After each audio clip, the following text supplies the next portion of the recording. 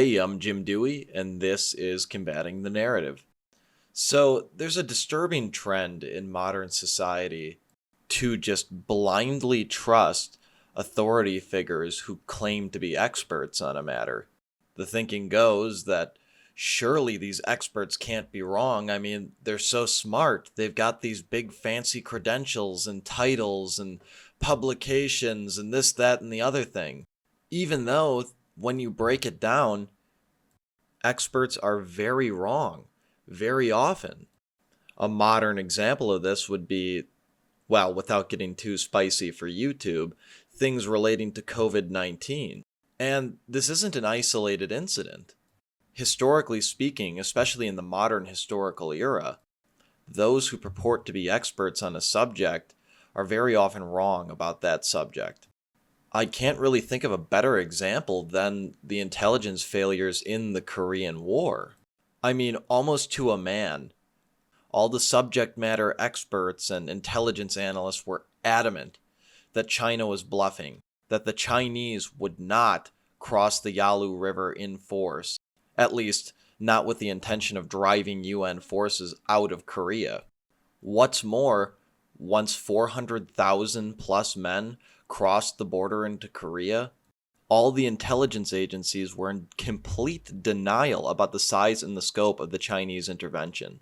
I mean, it's to the point where as I'm sitting here and I'm reading this CIA documentation that I'm about to share with you, that I'm wondering if this wasn't deliberate because nobody can be this incompetent. Right. And I always believed that McCarthy, at least on some level, was right, but I had sort of had a doubt in my mind about whether or not the Army and the Truman administration had been subverted as well. These documents are making me rethink that assessment. So, simply put, the purpose of this video is to give you an egregious example of the failure of so-called experts in order to get you to think twice before blindly trusting authority figures. So, without any more delay, let's jump right into the documents. So the documents to which I keep referring are a collection of documents called Study of CIA Reporting on Chinese Communist Intervention in the Korean War. So the document was prepared in 1955, about 2 years after the end of the war, or the armistice. And these documents, formerly top secret, declassified in 2002, were intended to be a sort of CIA internal analysis of what happened, what went wrong, how did this get missed. Now, this will be my primary source because though I have found other sources contradicting what the CIA is saying in a few instances, I want to be as fair and as generous as possible to the CIA in my assessment as I can be. And most of the historical contradictions I found weren't entirely relevant anyway, or at least not impactful. Like, the Chinese claim that they first started crossing the Yalu in October. The CIA in this document says November. I mean, it doesn't really matter. It still happened and the CIA still missed it. So, first things first, for those of you who don't know, let's go over the timeline of the Korean War. On the 25th of June, 1950, North Korean armed forces crossed the 38th parallel and attacked the Republic of Korea. 27th of June, the Security Council of the United Nations authorizes the United Nations to render aid to the Republic of Korea. 30th of June, North Korean armed forces capture Seoul, and the first of the American troops landed in Korea. 3rd of July, Incheon is captured by the North Koreans. 4th of July, Suwon captured by the North Koreans. On the 7th of July, General Douglas MacArthur is appointed the Supreme Commander of all the United Nations forces in Korea. 20th of July, Daejeon is captured. 25th of July, the port of Busan in the very south of South Korea is threatened by the enemy. The 30th of July, the United Nations stand in defense of the Busan perimeter. It's here that the United Nations stand on the verge of losing everything, stand on the verge of being driven into the sea by a superior North Korean force. On the 1st of September, the North Koreans launch an all-out attack to try and break into the Busan perimeter.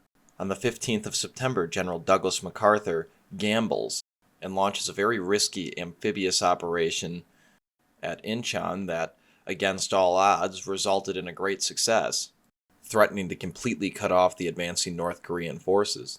On the 16th of September, the U.S. 8th Army starts an offensive to break out from the Busan perimeter. By the 25th of September, the North Koreans are in full retreat from Pusan. On the 26th of September, the 1st Marine Division recaptured Seoul, right near the border.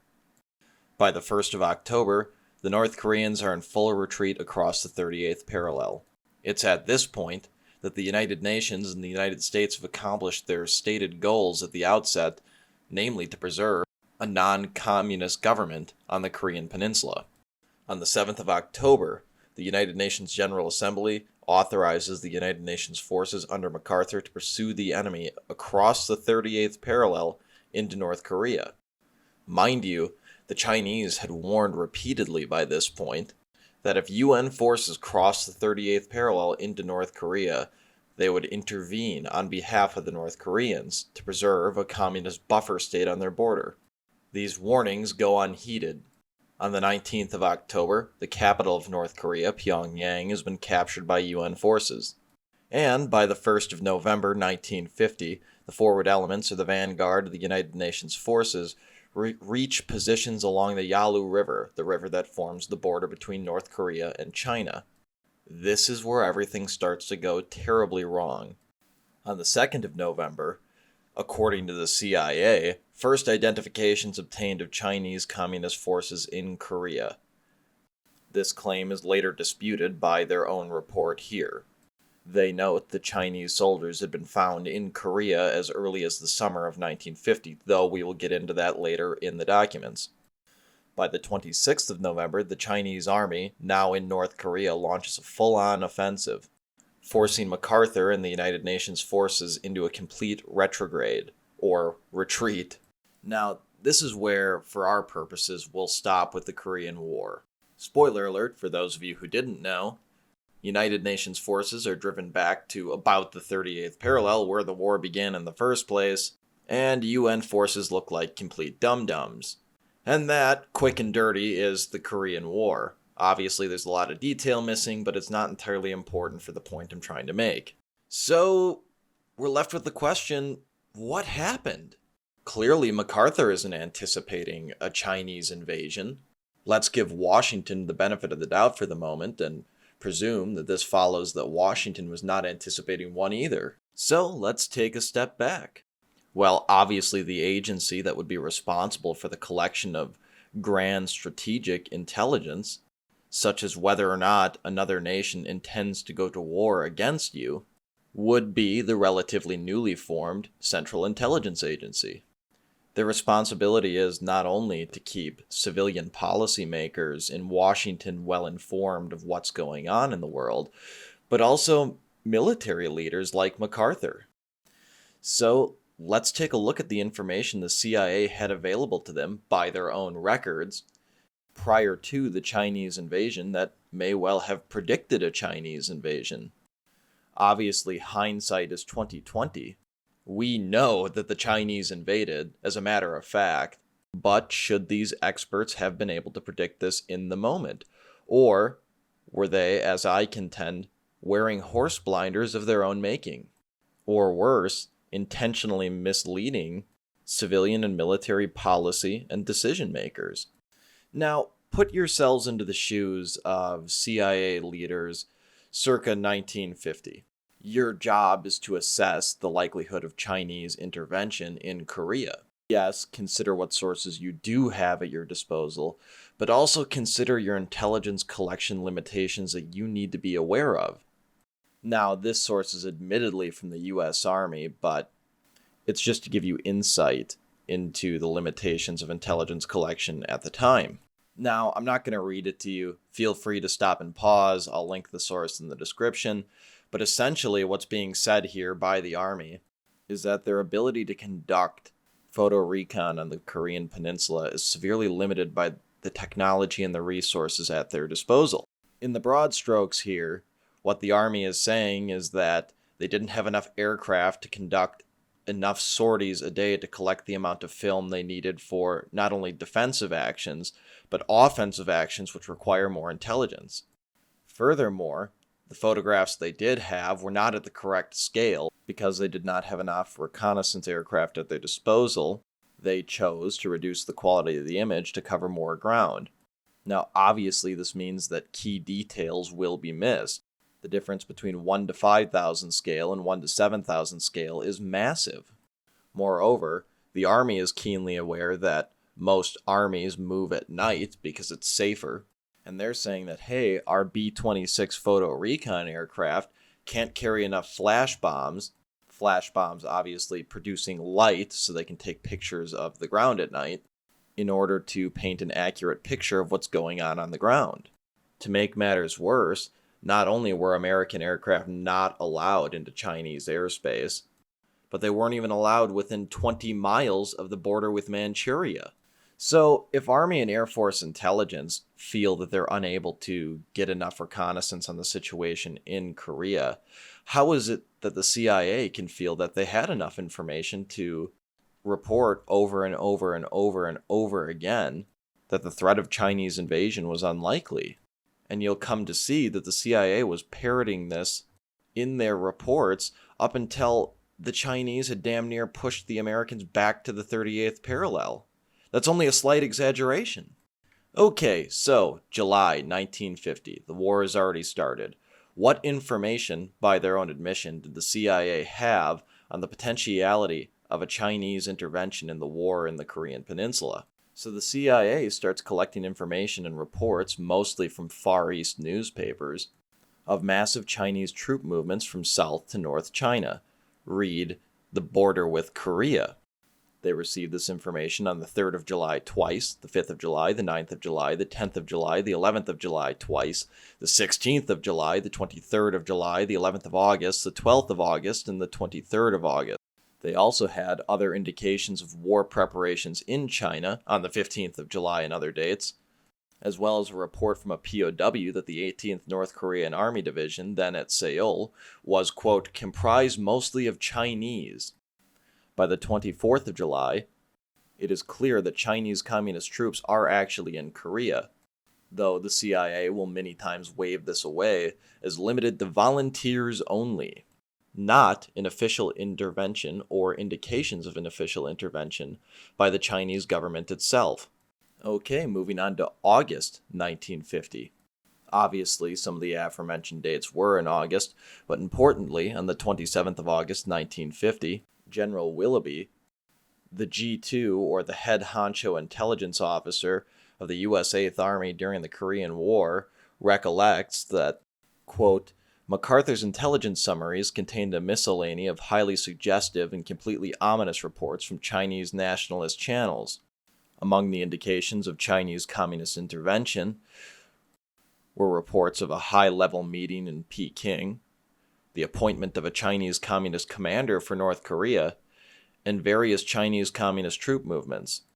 MacArthur is quoted after the war as saying that it was plainly evident that the Chinese had essentially decided to intervene in Korea before the North Korean attack if things weren't going the way of the North Koreans. But, okay, let's give these experts the benefit of the doubt, right? Now, here in the present day, this is obviously an indicator of Chinese communist intervention in North Korea. But at the time, you could sort of shrug it off as, well, there is a potentiality that the Chinese are gearing up to go take out the Chinese nationalists currently holed up on Formosa after getting pasted in the Chinese Civil War.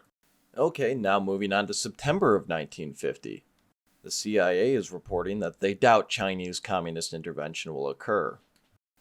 That report was made on the 15th of September, even though on the 8th of September the CIA admits that there were numerous reports of readily available former Korean veterans in Manchuria, troops that had fought in Korea with the Chinese against the Japanese in World War II. And their rationale for why they claim that even though the Chinese communists are ramping up the propaganda and they've got a ton of troops on the Manchurian border, is that LMAO, like, bro, if the Chinese were going to invade, they would have done it by now. Apparently nobody at the CIA was aware that just because an event hasn't occurred yet doesn't preclude it from happening in the future. And again, in mid to late September, the CIA is saying, yeah, there's numerous reports of Chinese communist troop movements in Manchuria right along the border with Korea, But intervention's unlikely. The experts at the CIA are going around telling anybody with the credential to listen that the Chinese communists will use the threat of direct intervention as a propaganda weapon only. Because, and I'm not kidding here, they're so scared of what we'll do to them. Or, in expert speak, they're afraid that the step of direct intervention would invite retaliation against China by UN forces. In fact, so sure are the experts at the CIA that the Chinese won't intervene because they're afraid of UN attacks on their infrastructure, that by the 29th of September 1950, about a month before hundreds of thousands of Chinamen came pouring across the Yalu River, the CIA don't even mention the possibility of Chinese intervention in their reports. And this video is getting pretty long, so we're going to pause here and pick it up with part 2 at a later date. If you like what you saw, make sure to subscribe so you can see the next video, give it a thumbs up, and leave a comment. If you didn't like what you saw, don't subscribe, give it a thumbs down, and leave me a death threat. Until next time, this has been Combating the Narrative.